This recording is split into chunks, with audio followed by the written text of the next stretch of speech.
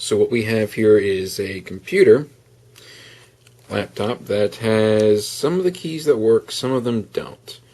In particular, I found that T didn't.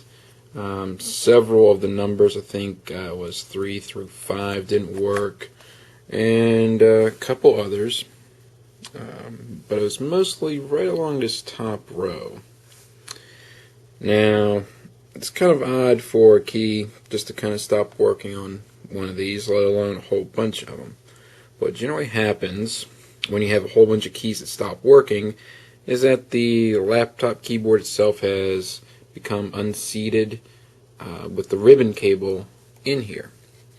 So I went ahead, undid our keyboard by undoing our latches at the top. You just push these guys in.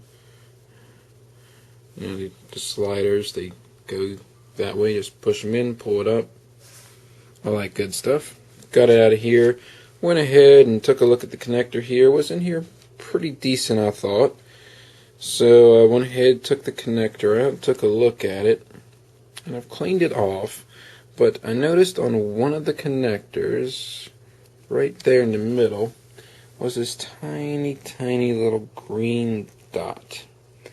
Now, what that green dot is, I'm not entirely sure, but it most likely was a little bit of corrosion.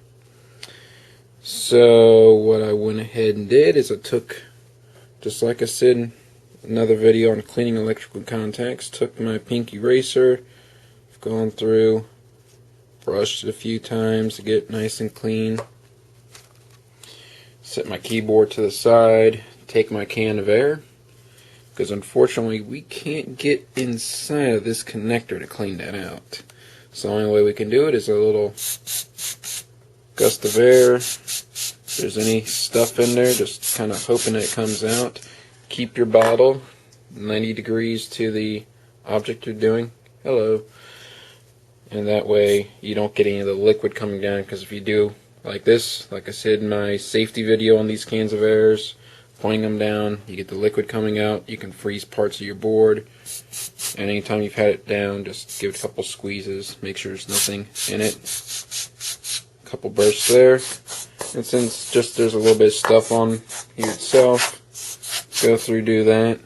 We have access to the fan. I'll go through and do that separately, but go through, give it a couple bursts of air in it. Be sure to hold the fan in place to prevent it from spinning. But I'm going to hook this back up and we'll see what we're going to get. There we go. Went ahead, started up, opened up Notepad, was able to type everything in there.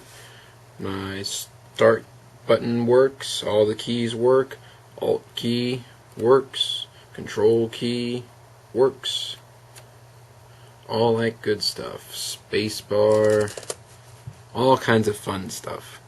So all those problems with this keyboard, the connection looked solid.